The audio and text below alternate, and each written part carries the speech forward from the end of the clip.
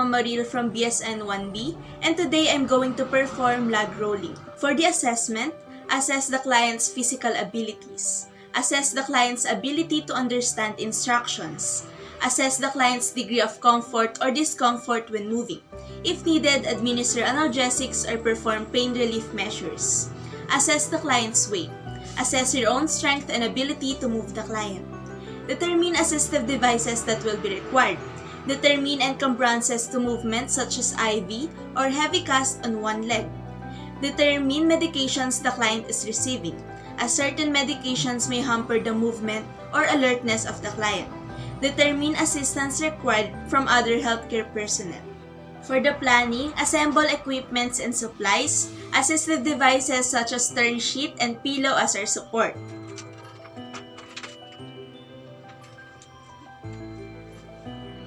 Good day, ma'am. I'm Agatha Mamaril from NUST, and I will be your student nurse for today. Can you state your name, age, and birthday, please? I'm Maria Crystal Floymar, Your birthday October 24, 2008, and your age? 13 years old. Okay, thank you so much. How do you want me to address you, ma'am? Ma'am Chloe. Okay, Ma'am Chloe. Today, I will be doing leg rolling in order to change and turn your position onto the other side. This is to decrease any pressure on your back and to minimize the presence of pressure ulcer or bed sore. And this also promotes good blood circulation. Before anything else, may I introduce you my assistant nurse Alpha. And before we start the procedure, we will perform hand hygiene in order to minimize the presence of bacteria or germs that may interfere the procedure.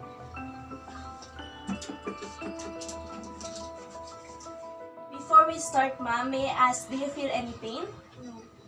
Okay, ma'am. May I ask if I can roll your blanket? Okay, please.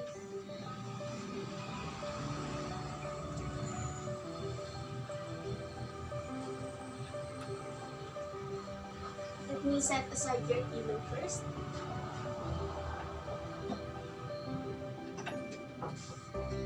Ma'am, can you cross your arms like this and put into your chest? Okay, ma'am. We will now roll your sheet, ma'am.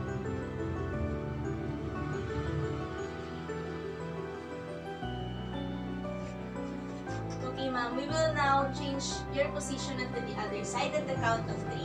1, 2, and 3. Okay, ma'am. Before I put you in the lateral position, I will put pillow in between your legs.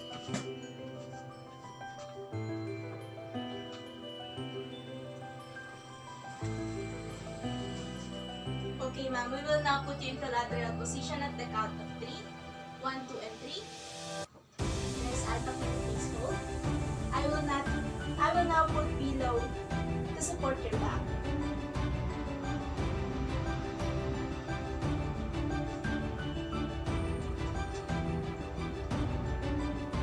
Pillow to your head.